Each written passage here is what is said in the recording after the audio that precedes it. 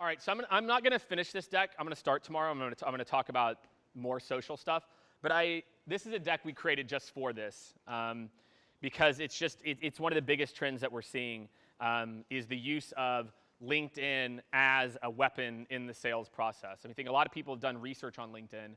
Oh, there's me. There you go. Social. Questions, scale up CB. I've seen a couple. Feel free, tweet. You're all hot. Okay. I'm not going to do this. A lot of people are struggling with social, okay? When should you not use social? If your audience isn't on it, right? Step one is do an analysis of your top 100 prospects. If they're not on LinkedIn, guess what? LinkedIn's not a good channel for you, so don't use it. Are they on Facebook? Cool, Facebook could be a channel for you. Are they on Instagram? If you sell into like retail, advertising, media, etc., Instagram, right? Even construction. Like I'd argue that there's a lot of industries, like the key is you need to be where your buyers are, right? And again, I think a lot of times we think like LinkedIn is for a professional and Facebook and Instagram is my private life. Like, nope. That's like 2017 views. Like it's all you. Like our personal brand and our professional brand are merging, and as our kids grow up, this is all they're gonna know. Like all our kids are gonna know is that like my personal brand and professional brand are the same thing. Like you think influencers are going away? Nope, you're all influencers. We're all influencers. And if you're not worried about creating your own somewhat little micro brand or like whatever it is, like everyone else is doing it, right? And it doesn't, I think the problem is, I had a good conversation with Shay where we talked a little bit about like, a lot of people are scared to put themselves out there, and that's what stops us from doing this. And like, I get it, but you don't have to show yourself in a bikini or like, like there's other ways to be an influencer than just like bragging about yourself. And I think that's what a lot of people really struggle with. But again, if your buyers aren't on social, don't use it, right? Instead, maybe events for a lot of industries, like especially you, events and conferences. Like for him, he sells like an underwater listening device. Like some of these people, like I bet LinkedIn's gonna be okay, but it's gonna be like industry news rags, it's gonna be events, it's gonna be other stuff. But again, maybe he can create a community around these people. So there's some other things that you can think about. A lot of our clients, they're shifting money away from doing like sponsorships and moving toward building like hosted communities. Like the new move is you're building your own community around a topic, a thought, not your product, right? Like I just wanted to get a bunch of dudes together who care about like listening under to the ocean, man. Like cool, like let's do it.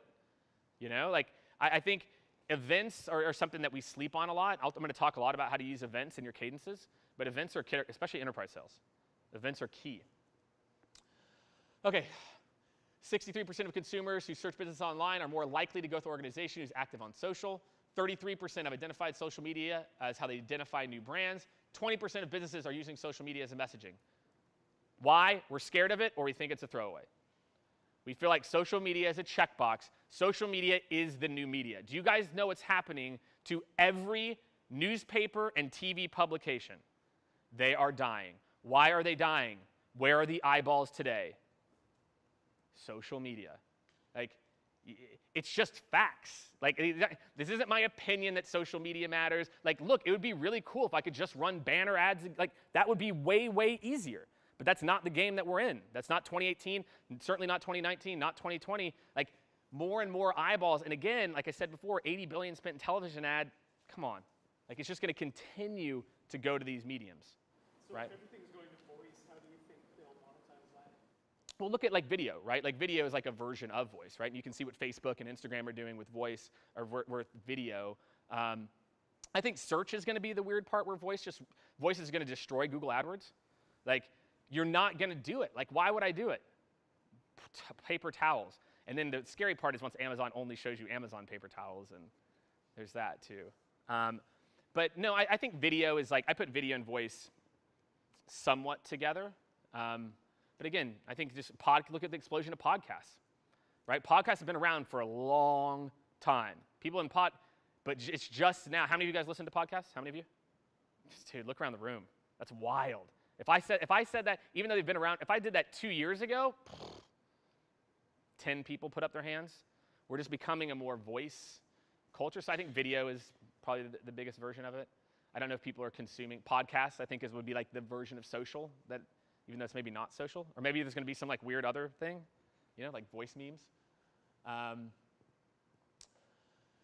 This is just to give you all, again, I talked a little bit about this. Email, as you can imagine, is just becoming a channel that we're just getting more and more saturated. But it is getting more customized, so email is getting more personalized to try to combat that. But again, we're generating roughly 280 billion emails between businesses and consumers. It's a lot. It's a lot of emails, right? Touchscreen, this is the other thing that's really messing people up. We got a whatever open rate or whatever click-through rates. Touchscreens screw up a lot of this. Touchscreens will register false opens depending on what email app provider you're using. So like a lot of your email open rates, like, oh, this open rate's whatever. Like it may or may not be. Like our ability to track mobile usage is still pretty poor, right? It's getting better, right, as more and more mobile traffic goes there. But again, there's just like flaws with the system. Castle, we spelled it wrong. That's okay. LinkedIn. So this is basically active users on LinkedIn year over year. 364, 433, 510. 100 million of those people are decision makers. 40% of the people now are using LinkedIn every day. Right? LinkedIn is not your resume anymore. It is your face to the industry. And I think this is the trend that I want all of you to remember right now. For the next year or two, everyone is going to start changing their LinkedIn profile. It will not be your resume. If you are a salesperson, you reach out to me, right, with your about ocean listening equipment. Do you think I give a shit that you went to President's Club 2 years? Like that, but that's what most salespeople's LinkedIn say. John Smith, President's Club, top salesperson, blah, blah, blah. But you're doing outreach on LinkedIn to reach out to people to do business with you, and you think that they care that you're the top salesperson on any of these? No, they don't care that you're the top. So again, I think you're going to see this as we're kind of shifting now. Your LinkedIn profile is going to be your professional, not your resume. It's your persona, right? And look, if you sell into sales, then great. You should talk about your sales performance. But if you don't sell into sales, like think about how you guys, even especially for those of you who are CEOs, how does your LinkedIn profile read? As a sales manager, how does it read? It should read about you being an expert. I'm an expert in this industry. I know this field. I do this. It needs to talk about that, less about your product, as opposed to our product is blah, blah, blah, unless it's relevant to their industry, etc. So again, it's just LinkedIn behavior is changing, and it just is what it is. We just have to go where the eyeballs are. Like if these trends weren't happening, I wouldn't be up here telling you that LinkedIn is like the next platform for most of you in B2B. But again, because people didn't used to use it every day, right? Yeah. Yeah.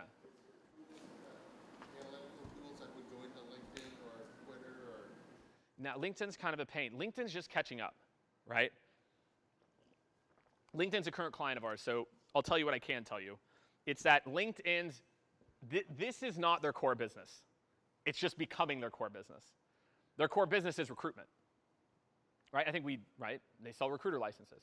This is quickly becoming that. So they're going to have a big release now. You could literally only buy like on impressions and clicks. Now soon you're going to be able to buy with like outcomes and some other things too. So they're nowhere near where Facebook or Twitter or Instagram are in terms of like their level of sophistication yet. But when they do, you can see what the power of it's going to be. I can target job titles at companies with very targeted messaging. Nobody else can do that, right? Facebook you used to, then Cambridge Analytica came along, and now we can't target companies on Facebook anymore. Fuckers. So anyway, highest lead to visitor rate. So here's your conversion rates, right? 2.7%. Why? You are on LinkedIn consuming professional related content. Therefore, if your piece of content is relevant, I'm probably more likely to click on it. Now, what I want to tell you, LinkedIn's expensive. LinkedIn CPMs are like $50 compared to like $10, $15 on Facebook. So it can be expensive for a lot of companies, right? So again, more and more people are just doing like more native hacks, right? More and more of like following people, right? I'm going to show you guys a hack tomorrow that'll help you to like build your LinkedIn audiences. But you got to be putting out content. That's it. You got to be just, and reshares don't work. Stop resharing your stupid company post. Nobody views it. That's why you're not getting any likes. Right? You don't get any likes or comments. The cool part about LinkedIn, if you everyone who likes it, unlike Facebook, it shows up in their feed. Right? So the more people that you have that like a post, likes actually matter on LinkedIn. They don't really matter on Facebook and other platforms. But likes now, if you like it, it automatically shows up as your activity, which is different than Facebook or Instagram. So getting likes is more important on LinkedIn. Right, 92, this bottom stat I think is what's most important for you all, is 92% of B2B buyers will engage with sellers who are known industry thought leaders. Dude, guess what? Like, there's no one in your industry who's a thought leader. There's probably like 2 dudes, right? It probably wouldn't be that hard to be the third. Like, and all you have to do is just talk about what you know about the space. You don't have to go off and show you like working out at the gym. I think we think about social media as like, we've got to go and like make up this persona, and there's always like wannabes. Like, just go talk about what you know. If you give a shit about the industry you serve, like, just talk about it. And you'll be surprised, And it just starts small. It takes a while to become an industry thought leader. Those guys who are viewed or women who are viewed in your industry as thought leaders, took them a long time to get there. It's going to take you a little bit to get there too, right? So again, the point is that as we move forward, all of you are going to have to, your resume is going to be your thought leadership. Like, the engineers got there first with like Git and Stack. Like, if you know about Stack Overflow, GitHub just got acquired for what? 90 million or something from Microsoft, right? Engineers were the first to create kind of celebrity engineers through these like sharing. LinkedIn is kind of our like nerd business version, like Johnny Smith is like an influencer. So again, for a lot of you, and especially I think for the 2 of you who are professors in particular, this is the shit you got to be teaching your kids out of college. You've got to teach them about the importance of their professional profile, and some of them will get it, some of them won't. But the other thing is like, look, if they're on Instagram, if they're on Facebook hustling, doing some other stuff, like, cool. Like, do that. Go be a thought leader in something. It's not that difficult today, So it's a big, wide open territory, right? So again, these are the things I'm going to leave you with, and then we're going to break till tomorrow. We're going to do like a quick 5-minute Q&A on just some of the stuff we covered. Make sure your profile represents your standing in the industry. If you guys have one takeaway tonight or tomorrow, go change your LinkedIn profile, right? I think actually I might even have an example here. Right? I'm going to fast forward to that. Highlight yourself as a thought leader, right? Just posting stuff. Don't talk about your product. I don't care. Talk about things that are interesting or relevant. Nobody likes reshares either. I'm just telling you what it is. If you just share an article, nobody is going to interact with it. I'm sorry. It doesn't make any sense. It's really good content. Instead, find a way to have a thought or opinion on, like, hey, did you see this article, blah, blah, blah, or like have an original comment, right? Don't just reshare stuff. That's why nobody's interacting with your LinkedIn posts, is you're resharing stuff. For whatever reason, I don't know, it really doesn't make sense, but LinkedIn audiences just don't interact with it. They really interact with like native content, right? It's different if you're Gary Vee or somebody, right? The same thing is think about your marketing and sales team, right? Make sure that your marketing and sales teams also represent as a thought leader. Like, I think it's dumb when I see these companies make their salespeople, they all have the same back image, the same suit and tie, and they're all like, it's like, you buy from Pierre, like you. If I go to your LinkedIn profile and you've got tattoos, like, that's cool, like, that's you. Like, it's not going to change. I'm going to have to interact with you eventually, right? I'm not saying that you show, you're like, what's up? I'm not saying that you do that either. But well, maybe if you sell into a certain industry, yeah, sure. But you also should be yourself. That again, I'm going to take a meeting, like, wow, and I look at his profile, like, this guy knows what he's talking about. I looked at this, I looked at this. You guys can all look on LinkedIn and see people who viewed, So again, this is something that's super actionable that all of you guys can do that will have an impact. If you are doing any type of outreach on LinkedIn, just make sure your profile looks more like a thought leader. Looks more like someone who's upstanding, unless your audience isn't on LinkedIn. If not, then forget it, leave it as a resume. But the same thing with your other social accounts, right? Facebook, Instagram, etc. Like, they're all merging. It's all, I'm telling you, over the next 2, 3, 4, 5 years, Instagram, like, they're all just kind of becoming different flavors. You get slightly different news on each one, Again, like, you're not quite seeing this in the same. What's going to be really interesting is what LinkedIn's going to do when the memes start to take over. Because it'll happen. What'll start to happen is somebody will start to realize, oh, I can growth hack LinkedIn by putting out a bunch of like not interesting or value add. How LinkedIn's going to handle that, I think, will be interesting because they'll have to kill it, because then it will just become like everywhere else, and you'll just migrate over to Instagram, right? So like I think this is like a good example. Experienced sales leader. So these are head of sales. These are fake pictures. I've anonymized the people. Solid understanding of data protection, compliance, whatever. I have experience building new sales teams across EMEA as a leading existing sales team to accelerate revenue growth. Sales development leader, passionate about building elite marketing and sales function. Versed in building and scaling large enterprise account-based teams. In 2018, buyer preferences have changed. So if you look at like the last one here, right? It's like, oh, this person's like, this is mine, by the way, that bottom one. I cheated. But you'll see the difference is like, you're like, look, I'm an ex-sales leader too. This is what mine used to look like. Literally like identical. That's not me.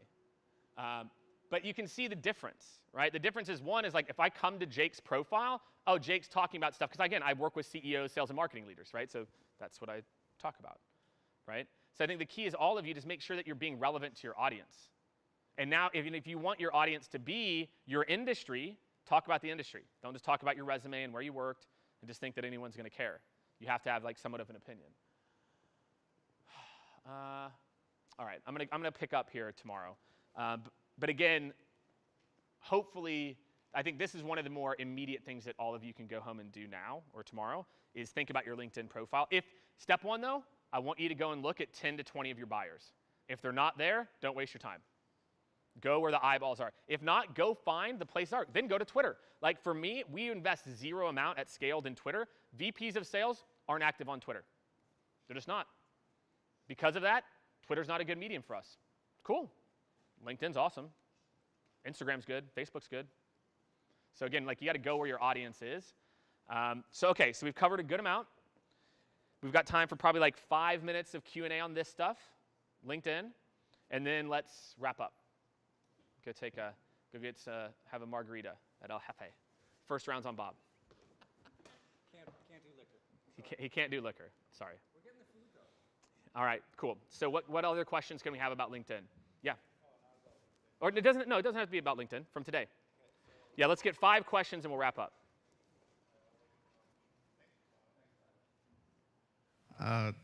Okay, Jake, so I came in not knowing anything about sales. Today we know what salespeople use, Yep. what they look like, but high level, like what do they do? That's tomorrow. That's tomorrow. Yeah, so tomorrow, guys, what we're going to cover, we're going to cover 3 things really tomorrow. We're going to cover how to think about running your sales from a metric standpoint. Like what are the metrics, whether you're building out a sales org. We're going to cover account-based marketing and outbound. And we're going to cover building the sales, like how do you build a repeatable sales process. Those are going to be kind of the big core 3 things we're going to cover tomorrow. Again, today, my goal is to get you guys thinking in a different plane. I want you guys thinking about sales a little bit differently. Again, I'm not a sales, Bob, sales training is really like kind of the only word. I'm not like a trainer who's going to get up here and teach you guys a bunch of tips. I'm going to try to teach you guys foundational that you can scale from. So tomorrow, we'll get into the day-to-day.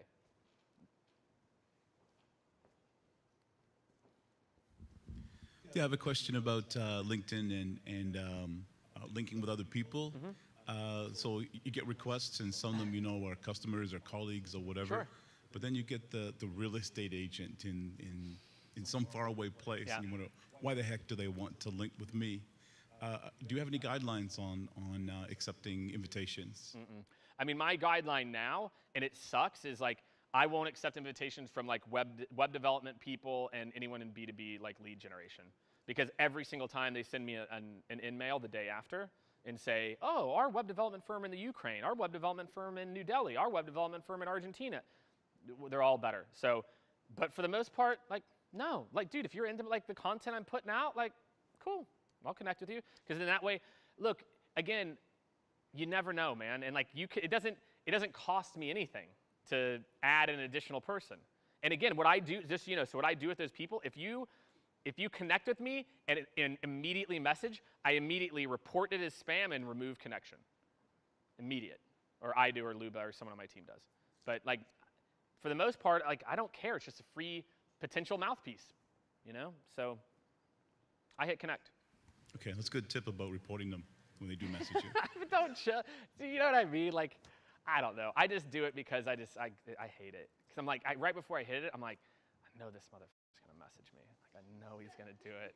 And it always happens. So now I'm just like, no, ignore. And that's like my team, like they know, like whenever they come in, we just ignore it. How can you leverage some of those online tools if your customers don't work online or even with computers necessarily?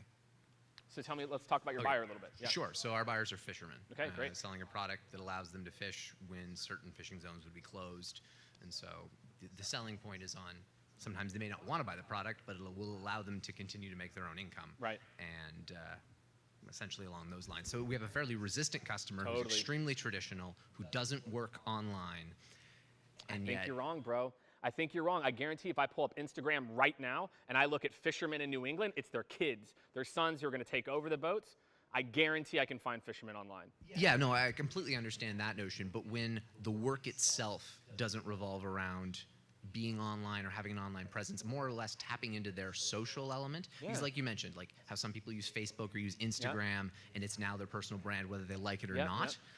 That's happening all the time. You can see fishermen who are just that's who they are. Yeah, and they like sharing pictures of the fish they caught. Exactly. So for them, they're not thinking about it as sharing their work that way. And so for a customer base that's a little skeptical to outsiders, it can create some animosity. Well, yeah, and that's like a super channel. Insular group too, Yeah. right? Fishermen. I mean, I think the key would be, could you create an authentic community about, keeping them in business? Can you create and like putting out content that's not about your product and what you do, but it's like, creating user groups that are around creating different ways to help them find new points of revenue. I think that's the future. So like maybe there's communities that you could start to create online, because I get it. Yeah, they're not on LinkedIn, right? But again, for you, maybe it's direct mail. When they come back into port, like there's going to be something they're waiting. They're not getting a lot of mail. Nobody's sending them stuff. So sending them like a handwritten note, sending them like some small, I don't know that much about it, but I bet there's something you could do that would be like thoughtful and interesting to be like, yeah, maybe I'd call that person back or email them. And then digitally, maybe yours is more of a community. I mean, what you're already seeing this. Every brand is going community.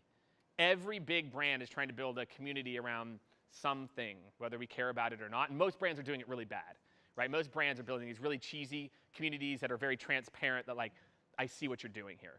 But other brands, I think you guys can do this from a really heartfelt place that, you're promoting a local fisherman. It might not even be your client. So I would think more about, is there ways that, and again, this is the long play. This is a 6-month, the 12-month play, but that will then bear massive fruit for you down the road. So maybe it's not more this direct digital, but digital community building, or I think physical mail could be another thing. Yeah, because you got to go where your people are. There was a big campaign with fishermen in Nova Scotia where they all jumped into the ice thing of their boat, so there was tons of them coming on, so you should be able to follow them through that campaign. Yeah, you can definitely physically get them all in the same spot at the same time too, which is good. Right, they all come to shore at the same time. Yeah, run some bar tabs up, right? All I know is from like the Discovery Channel shows. That's like my whole experience. I grew up in Missouri. We don't fish for bass. I've got a question kind of referring to what you guys had mentioned as well in terms of the fishermen. What are your thoughts on like a referral model? So we also have a lot of customers who are fishermen, bad knees, fishermen on the boats. Yeah, I love it. So we've started to think about like a referral model. If it's someone well known in the industry, let's say a fisherman who has bad knees, and it's like, hey, you know what? You love this brace, you're passionate about it. If you can find that one lead or customer that's passionate about the product, and it's like if they can refer you more clients, more customers to give them like a kickback. Yeah, but I mean, instead, I would go to Johnny Fisherman. I'd say, look, I'll give you $50 if you put out. I'd go find Johnny Fisherman who has 10,000 followers on Instagram, 20,000. You go put out 5 posts, take a picture of the knee brace, talk about what's happened, $500. Like I'd rather, I mean, that's like influencer market. That's what that's what a lot of big brands are doing right now. Like when you see so-and-so and they have to put a little promoted thing. So you could do it that way, or yeah, you could create a referral program. But my big thing would be, can you make it add value? A lot of people like the $25 Starbucks gift card or that. Like I feel like the problem with a lot of referral programs, there's no like meat behind it. There's no like real interest. Like, oh, $25, I don't know. Like instead it's like, and once a year I'm gonna give a free one to one of your friends. Everyone you refer me, each year I'm gonna pick one and we'll give a free. Like there's gotta be something more meaningful that you could do around it. But I think the shorter play for both of you might be just basic influencer marketing. Who are the fishermen that everyone is following on Instagram and on Facebook that you could go to get and just send out 5 or 6 posts about you over the course of a month? And this isn't like, this is normal. Like this, you know what I mean? Like to be able to do it. And offer them a couple $100. You know, hey, a couple $100 for me to put 5 posts about them, especially if they're passionate about the Braves. You could, hey, we just started this influencer marketing program. Totally thought of you. Hey, you get paid. If you're willing to share on social 5 times, 5 times over the next couple of weeks, like just, pictures or whatever, just whatever you feel comfortable with, go at it. So I think that typical influencer marketing, and then just be smart about a referral. I love referral programs, but with something like yours, it's not like referring someone like to a pizza shop. Like it's a bigger purchase for them, right? Even though the insurance probably covers some of it. Therefore, the incentive needs to align to that. Cool. All right. One more. I'll be here tomorrow too. If I don't. Hey man, Hey, what's up? I have a lot of questions. Okay. Lead generation. So I have a website, ebooks, clients, and security. We have webinars. Like we were always going after that email. I see the logic in doing ungated content because then it's more for brand awareness than it is lead generation. But is there a tool to like capture?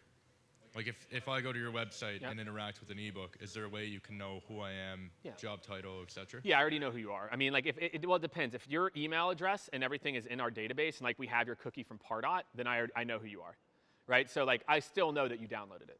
I just don't need your email address. So like if you visited my website and we've got your email from some other thing, like maybe we sent you an email and then you download it, I know you visited the site.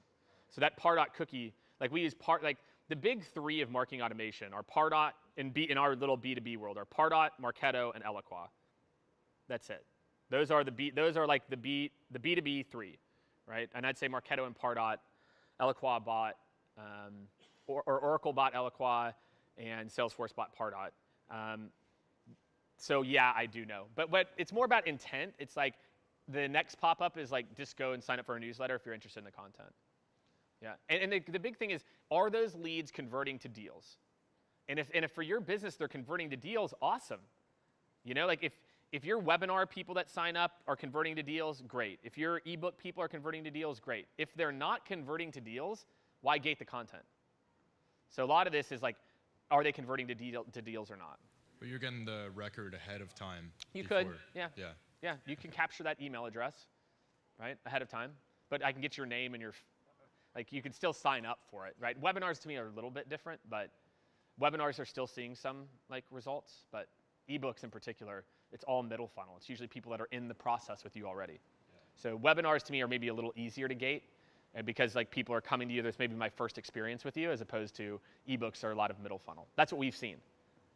Yeah, but we could talk about the specific use case. Cool. All right, we'll see everyone 9 o'clock. So a lot of the things that we talk about.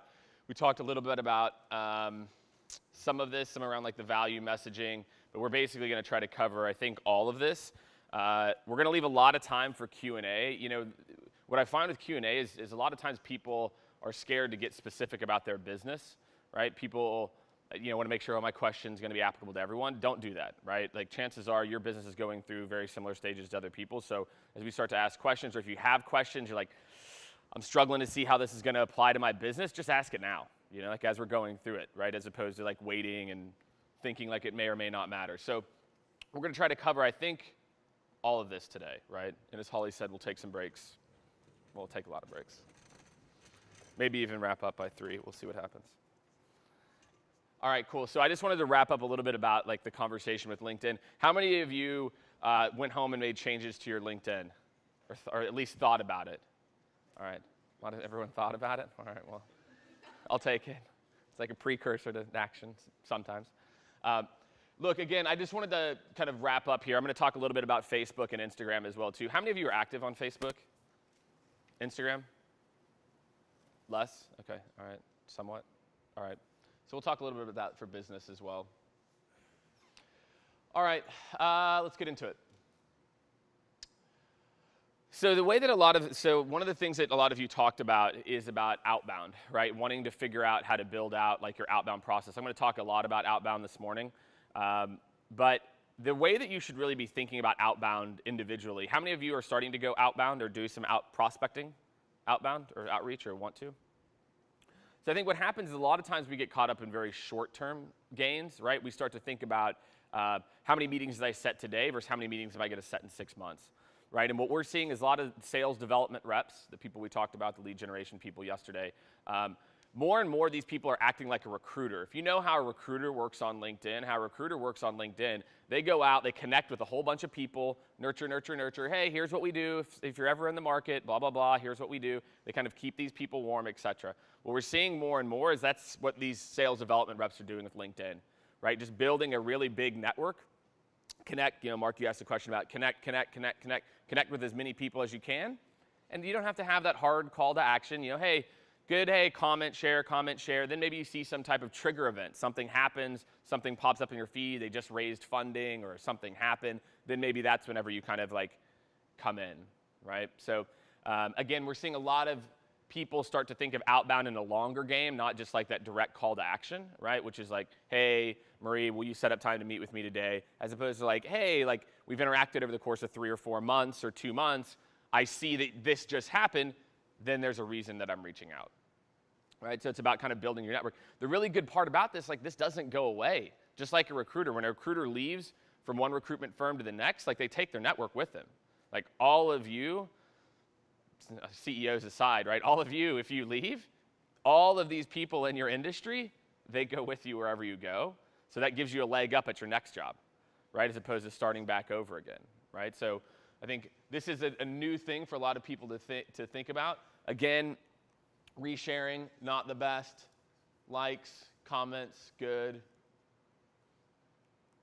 All right. So I'm going to talk about some other channels. So in B2B, Twitter in particular is hard. Like I think it'll be really interesting to hear what the Twitter CA guy says, because Twitter is super topical, and B2B, like we do boring, right? Like we're selling products to like other businesses, right? For those of you who are in like B2C, it's a little bit different. It's a little bit easier. Like again, like you have a bionic knee brace, like that could be applicable.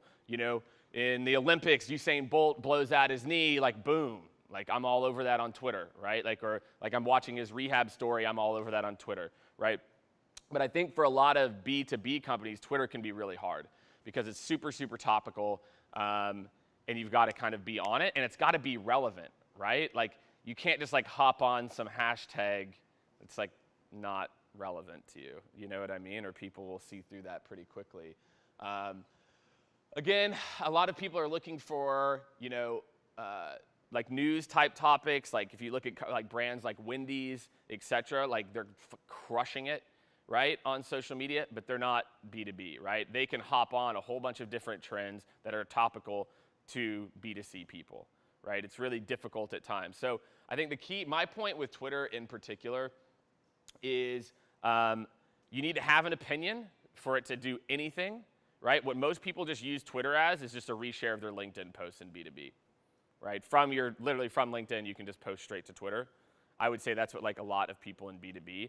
But if that's where your audience is, cool. But I would guess for a lot of you, I would do a lot of research and see how much of your audience is super active on Twitter. Again, B2B, it's just a little more boring. Not that, of course, what you do at ProtoCase is boring by any means, right? It's like cool. But again, like ProtoCase is an example where like, with like a space shuttle launch or something like that, like to me, Twitter is just a lot about timing, like there's probably some things where you're kind of coming in at a very specific time, Jacques Cousteau dies or something, right? Like there's times and places where you can really take advantage of Twitter, but for the most part, it's very, very time-based as opposed to you're kind of like always on.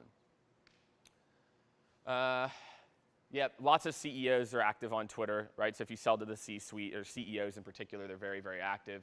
And engagement is key. Like what we've seen too is like it's just not about the shares. Like if you want to be active and have a good Twitter following or Twitter presence, you have to have whatever your feed is interacting with other people's feed. Like that's it, dude. Like you have to be in there commenting, following, sharing, resharing on an active basis, or you won't see the results that you want from Twitter. Right? It's tough, man. Twitter, I can just tell you, even for us, like Twitter's been a hard one to figure out because, yeah, like sales consulting and marketing consulting is just like never topical, right?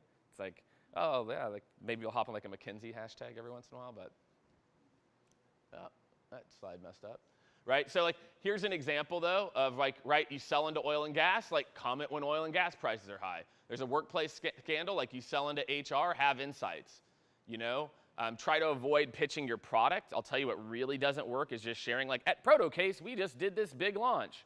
Nobody cares, right? It has to be Twitter in particular. LinkedIn, honestly, has a lot of that too. Like, if you're just self-promoting, like LinkedIn and Twitter in particular, they see through that really, really quickly, and people just won't interact with it, right? So again, my point with Twitter in particular and B2B, it is hard. For most of you, again, unless your audience is more technical and there's GitHub and there's other spots where these people live, LinkedIn is going to be kind of primary, but again, Twitter can be really, really good for those of you who have a product like that. Okay, let's talk a little bit about Facebook, Instagram. Okay, so the big thing is, so Facebook in particular made some big changes very recently where basically if you're a company page, you have to promote it. Like, you will not show up in feeds if you're not doing promotions. The good part is Facebook's really cheap, right? It's not a super expensive resource. You can spend $20 a day, $30, $40 a day, which isn't a lot of money, and consistently kind of like have your company out there, right, and be topical. The good part is, again, like with both Facebook and Instagram, you can do very specific keyword targeting, so I can target very specific keywords in people's profiles. I think Facebook's down to like within like a mile of a geo, so that you can do very, very, very micro targeting. So again, maybe you're going to a conference, right? Cool. Maybe I'll just buy up all the Facebook and Instagram ads around like the keywords of that conference, geo-located in this part of Chicago. Like, you can do that, right? So a lot of this, like event activation is a really good use. Again, anything timely, topical in the news. So again, Facebook obviously wants to make money, so this is why they've kind of moved to this. So again, I just think you're going to see more and more companies. You know, whenever we were having the conversation around communities, we were talking a little bit about like, that's where I think Facebook and Instagram play the best, is really around communities, is trying to create a community around a topic, right, around health or training or whatever that might be. Again, these are the things that you're going to want to look for. Again, you have to be very timely about like whenever you post things, and you have to be timely about how you think about promoting. You don't want to promote every type of post, right? But again, a $20 boost could result in hundreds of thousands of impressions, right? And so again, like, it's just a really low cost way. Like, again, like, it's not about the new product launch, it's about your commentary on something that's happening in the space. It's not as like hashtaggy as like Twitter, for example, but it's still important to be timely, right? Again, Instagram, for all of those, not very many of you raised your hand. I think Instagram, I don't know what it is. I feel like Instagram is like scarier for people maybe, for people who aren't like active on it. So again, it's just a lot of imagery that works, right? I think all of you kind of like know this. Instagram engagement on mobile is just stupid, right? And where do you think like most of your people are? Like, they're on mobile, right? And that's like, you know, whenever we're talking about the fishermen, right? The fishermen are a really good example. It's like, well, yeah, a certain group of them might not be, but a lot of people are on Instagram, you know? And just because you aren't on Instagram, like, who cares? Like, if that's where your audience lives and if those people are there, then guess what? You as a business, you don't have a choice. Like, you have to go there. I'm sorry it makes you uncomfortable to like post on Instagram every day, but if that's where your customers are and that's where they're buying, like, you don't have a choice, right? And I think a lot of this, when it comes to social media, we internalize it so much, like, well, I'm not on Instagram, so whatever. It's like, just go do your research. That's all I'm saying. Like, you might be right. Your audience might not be on Instagram or Facebook or LinkedIn. Cool, but go do the research. You know what I mean? Like, don't just like say, well, I'm not on Instagram, so why would I go and check them out on Instagram? All right. So just some, I mean, Hootsuite's not really a hack, but a couple things I'll just talk about. So like Cecido. So what Cecido will let you do, it's a pretty inexpensive software. It's a company based out of Seattle. What Cecido will let you do is Cecido will allow you to pick like very specific keywords and topics. It'll do an automatic follow and automatic direct message afterwards for you. So basically, we ended up closing like a $60,000 deal off Cecido like in 2015 or 16, where basically you can follow a bunch of CEOs. It's like a bot, right? It just follows people based on like very specific keywords, and then as soon as they connect with you, then it sends them like a pre-made DM, right? It's just like, hey, what's going on? Good to connect, blah, blah, blah. You know, and again, it doesn't have to be a hard call to action, but again, that can help you to increase your followers and a relevant target audience. LinkedIn Helper is another one too. LinkedIn Helper is a bot that just runs in your browser, and basically, again, lets you curate like a group of people. Like, I want to target CEOs in New Brunswick and connect with them, kind of put it on autopilot. Like LinkedIn Helper will do that for you, right? So again, a lot of you might not have big followings or might not have big audiences. So Cedo and LinkedIn Helper are ways to get like a very targeted group in a non-terrible kind of way, right? Because the alternative is, because the other way, if you want to get a bunch of followers, it is really, really easy. You go to Upwork, you type in social media following, and you will find tens of thousands of people in the Philippines. That is how they make their money, is they go log into your Twitter account, they go and follow tens of thousands of people, and then the next day they go unfollow tens of thousands of people. Because that's the game, right? Like, you can't be that guy, right? You can't have like X amount of followers and following, so you've got to like inflate it. But the key is engagement, and your audience will see through it. You know what I mean? Like, your audience will see through like that, and you'll see your followers just plummet. But that's what a lot of people did, especially in the early days. It's just, you just go to the Philippines and you can get people who just click follow in your LinkedIn all day long, right? But again, for a lot of you, this could help, right? If you don't have a big following, like if you guys don't have a following on Facebook or Instagram or Twitter or LinkedIn, these can help get a very targeted audience. Like, I just want these people to connect with me, So, all right, that's my social media high horse today. Okay, so questions about social before we kind of jump into outbound. What other questions do you all have about maybe even getting started in social? Or like, what should step 1 look like, for step 2, for step 3? Those of you who are at step 0. Most of you are at step 0, so I'm sure there's probably like, what the fuck do I do now? It's like, I'm overwhelmed or whatever it is. Step 1 for all of you is research, right? What all of you should be doing immediately starting next week is go and research, where do your people live?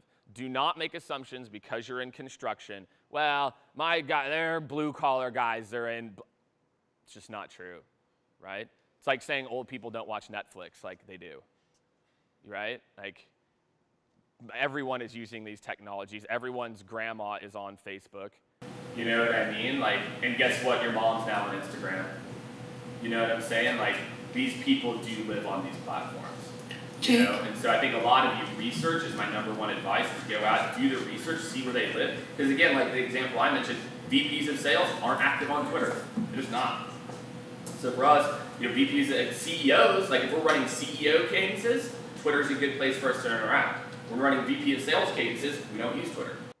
You know what I mean? You got to be smart, and that's why we use these technologies that I talked about before, so we can run different cadences for different buyer types.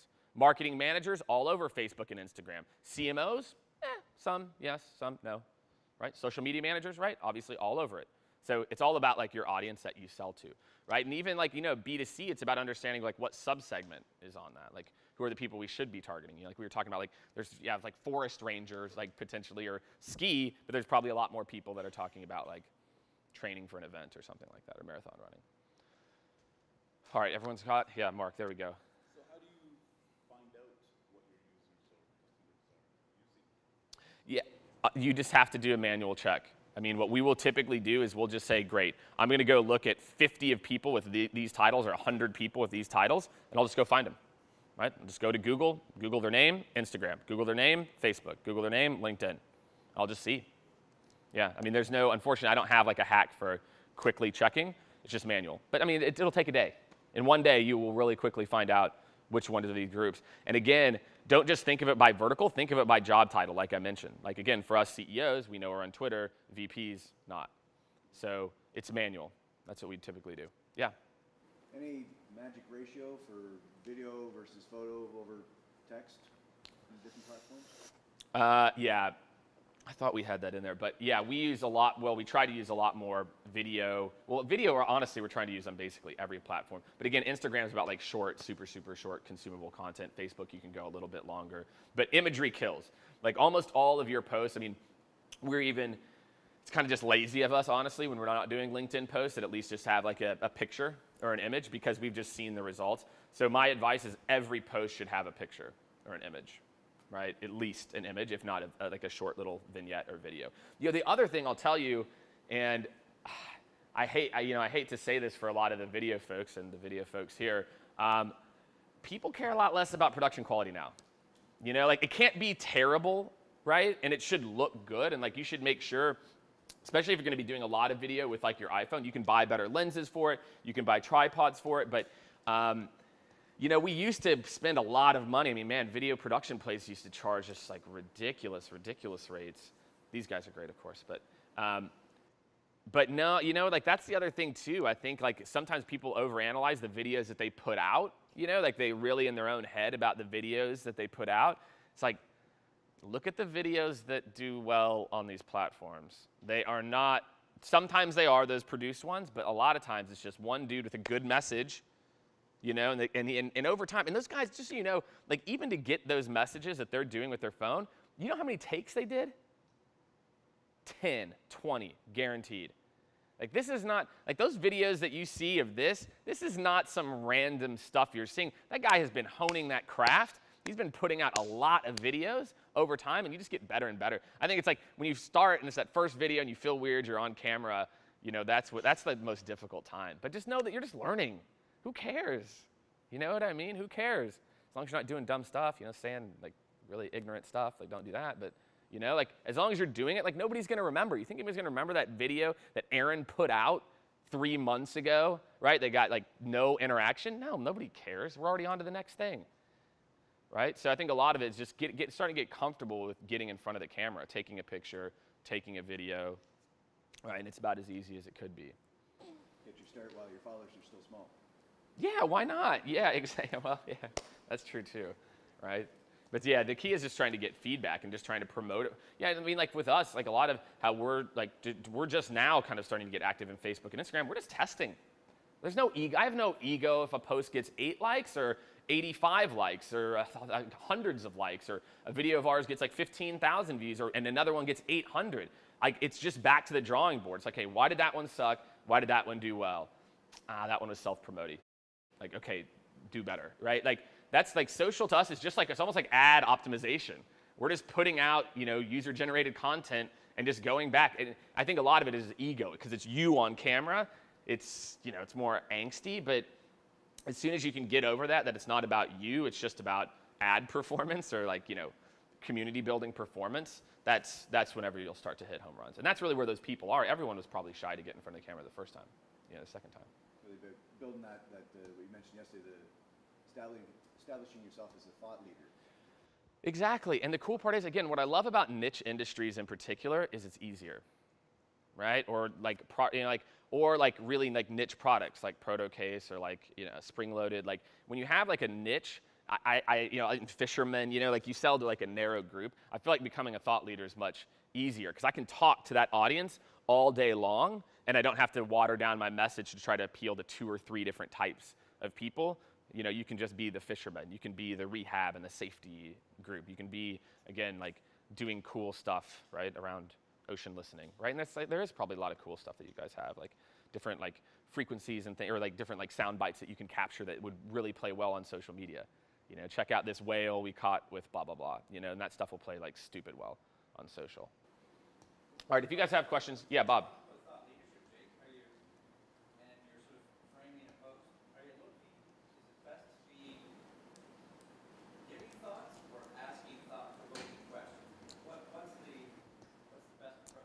Man, that's a really tough one.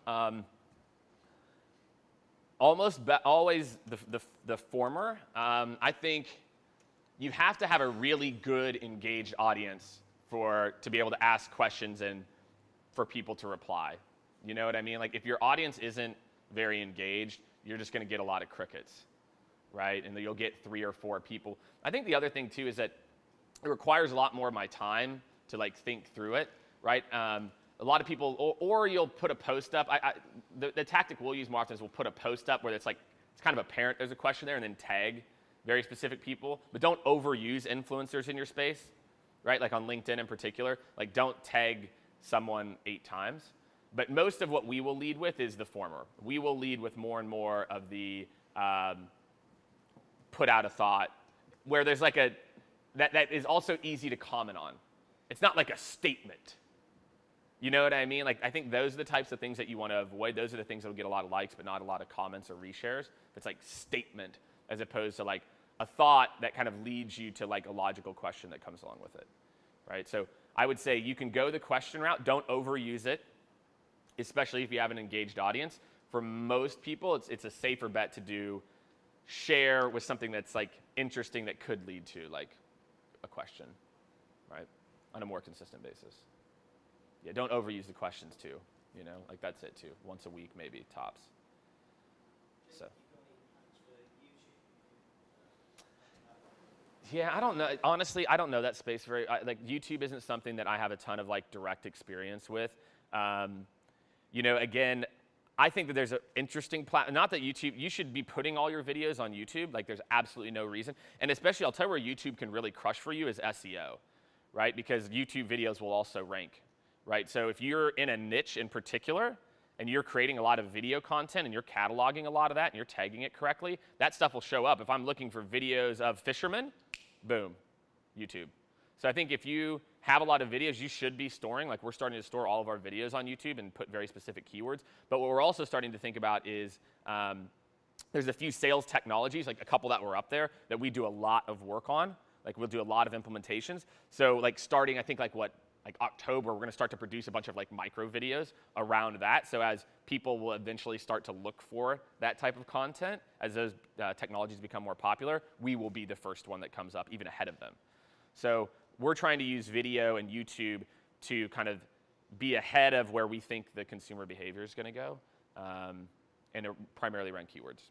So, but again, I don't know ways to like hack video views, like fall on your face and like make a fart noise, you know, or and with a kitten in your hand, you know, like that would probably work really, really well.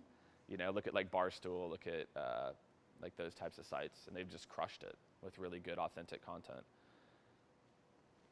Cool. All right. Everyone feel like it's totally doable. It just starts with one post. Like I think my big thing for a lot of you is like, don't get overwhelmed. You know, don't feel like you have to, you know, boil the ocean. Don't feel like I've never done this before, so, you know, I'm nervous about it.